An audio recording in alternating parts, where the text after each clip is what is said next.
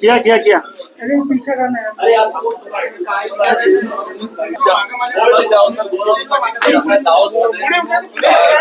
आपल्याकडे steel city आहे आणि बाकीचे मोठी पुणे आहे, अमरावती टेक्सटाईल आहे. काय होणार आहे दावोसमध्ये महाराष्ट्रासाठी विदर्भासाठी वेगळं आणि 21 तारखेला तुम्ही ते जाल. खूप ते देशाचे पंतप्रधान मला असं वाटतं की वर्ल्ड इकॉनॉमिक फोरम एक अशी जागा आहे की ज्या ठिकाणी जगातले सगळे बिझनेस लीडर्स आणि पॉलिटिकल लीडर्स एकत्रित येतात. त्या ठिकाणी मोठ्या प्रमाणात नेटवर्किंग होतं, विचारांचं आदान प्रदान होतं आणि मोठ्या प्रमाणात इन्व्हेस्टमेंटचं देखील त्या ठिकाणी नेटवर्किंग होतं.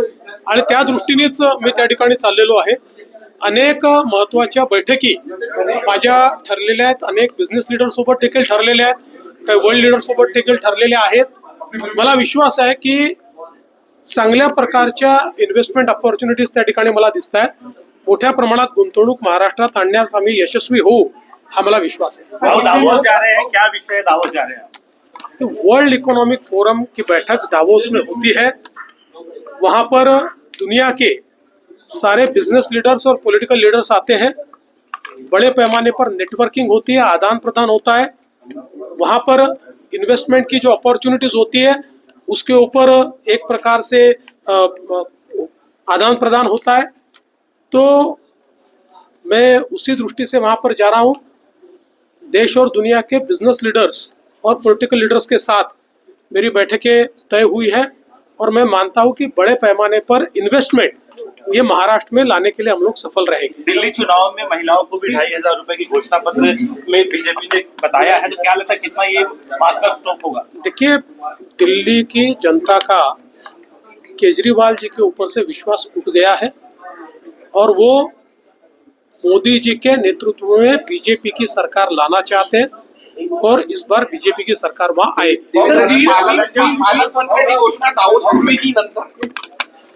नाही, मला असं वाटतं की लवकरच पालकमंत्र्यांची घोषणा होईल। आमचं अंतिम चरणामध्ये आहे, लवकर होईल। सर, बीड प्रकरणी नव्हते त्यामुळे त्यांनी राजीनामा दिला का, अशा प्रकारची चर्चा सुरू झालेली आहे।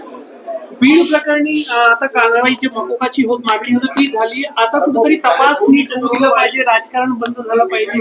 100% जर तपास यंत्रणांना आपण नीट तपास करू दिला नाही आणि सगळ्या गोष्टी या तपास यंत्रणा रोज बाहेर सांगू शकत नाही। तपासामध्ये अनेक गोष्टी गोपनीय ठेवूनच त्याचा तपास केला जातो। त्यामुळे मला असं वाटतं की आता कुठल्याही प्रकारे तपास यंत्रणांवर दबाव न आणता त्यांना काम करू दिलं पाहिजे। मी एवढं निश्चितपणे आश्वस्त करतो की कुठल्याही परिस्थितीमध्ये कुठल्याही दोषी व्यक्तीला सोडलं जाणार नाही। तपास यंत्रणा योग्य प्रकारे काम करतील।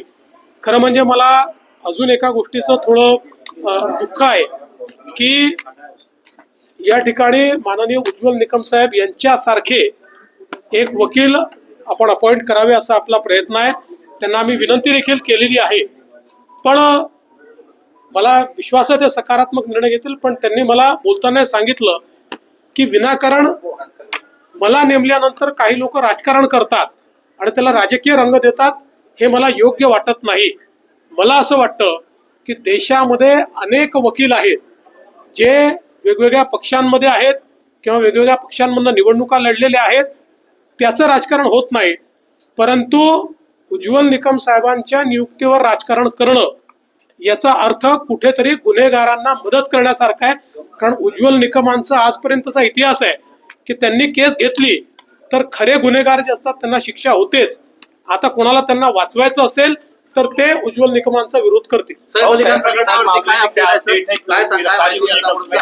या संदर्भात जी माहिती आपल्याला पोलिसांनी दिलेली आहे त्याच्या पलीकडची माहिती आता तरी नाही। बरेच क्लू पोलिसांकडे आहेत, त्याच्यावर पोलीस काम करत आहेत। मला विश्वास आहे की लवकरच पोलीस या संदर्भातला जो काही कारवाई करायची है ती पूर्ण करते।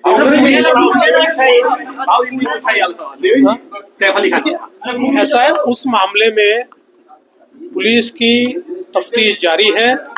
पुलिस ने इसके बारे में आपको ब्रीफिंग भी दिया है। बहुत क्लूज पुलिस को मिले हैं मुझे लगता है कि पुलिस जल्दी इस केस को जीरो डाउन करेगी। पिछले